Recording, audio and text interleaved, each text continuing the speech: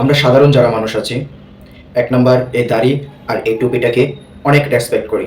হ্যাঁ, আজকে এরকমই এক মাদক ব্যবসায়ীর কাছে যাবো। রুবতুল্লাহ মাজাদ বাবু আমাদের প্রিয় ঈশ্বরগঞ্জবাসীর এমপি, আর উনি একজন গৌরবময় এমপি হিসাবে রূপান্তরিত হতে যাচ্ছে দল মত নির্বিশেষে। কে কোন দলের সেটা আমার দেখার বিষয় না, যে ভালো কাজ করবে তাকে অবশ্যই আমরা ভালো বলবো। আর যেদিন থেকে বাবু সাহেব খারাপ কাজে জড়িত হয়ে যাবে, খারাপকে প্রমোট করবে, সেদিন থেকে আমি মিজানি আবার ওনার বিপক্ষে ভিডিও তৈরি করতে বাধ্য হব।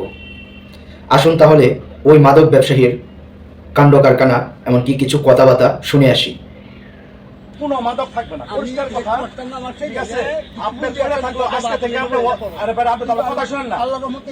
একটু আসলে বেশি শুনেন, মাথার সমস্যা আছে আপনার? স্যার একবারে জায়গা মতো কথা বলেন। যদি কোনো আমি সোর্সিং দিয়ে কোনো কিছু কিনতে পারি করতে পারি, আপনার যত শেষ নাই নিয়ে যাবো।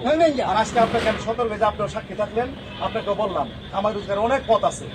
ঠিক আছে, একটু স্টপ রাখি আর দু একটা কথা শুনে নেন। আমরা যে পুলিশ, সকল পুলিশ যারা আছে আমার ঈশ্বরগঞ্জ শাখার নয় শুধু, আসলে পুলিশটা কিন্তু আসলে সব কিছুই জানে, যে কোন জায়গায় কি আছে না আছে মোটামুটিভাবে জানে, তাদের গোয়েন্দা তৎপরতায় এটা জানতে পারে। কিন্তু বিগত সময় দেখা গেছে যে এগুলিকে কিন্তু প্রশ্রয় দিয়েছে নেতাকর্মীরা। যদি নেতাকর্মীদেরকে যদি একটু কন্ট্রোলে আনতে পারে যে কোনো এমপি, তাহলেই কিন্তু আসলে এই মাদক থেকে মুক্তি পাবে আমাদের যুব সমাজ, আগামীর প্রজন্মকে কিন্তু ঠিক করার জন্যই আমাদের রুবতুল্লাহ মাজাদ বাবু কাজ করে যাচ্ছে। হ্যাঁ, আরেকটি বিষয় বলবো, আপনারা নির্বাচনের আগে প্রত্যেকটা ঘরে ঘরে আপনার সিগারেটের প্যাকেট, এমনকি কিছু বিড়ি অথবা কিছু টাকা পয়সা পাঠিয়ে দেন।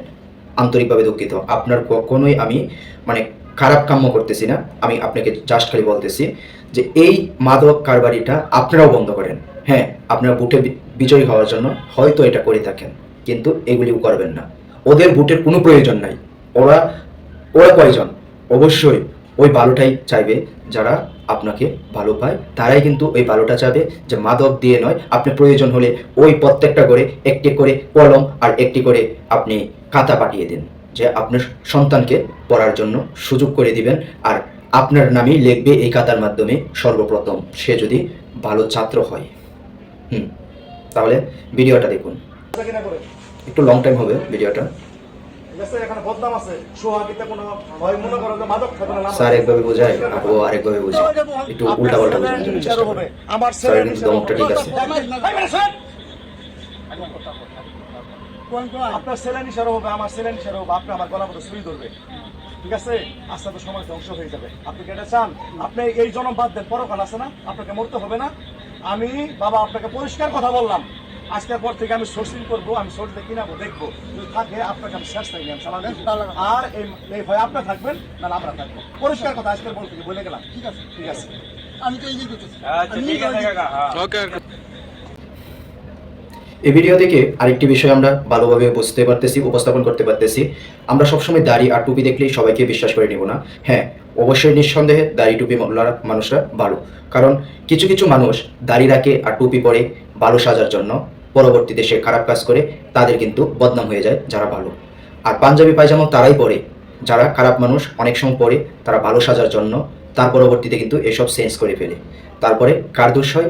ওই হুজুর মোল্লাদের দোষ হয়, যে হুজুর মোল্লারাও এরকম। না, এরকম করা যাবে না। অনলাইন অনুসন্ধান মিজানুর রহমান, সত্যের সন্ধানে সব সময় আপনার পাশে।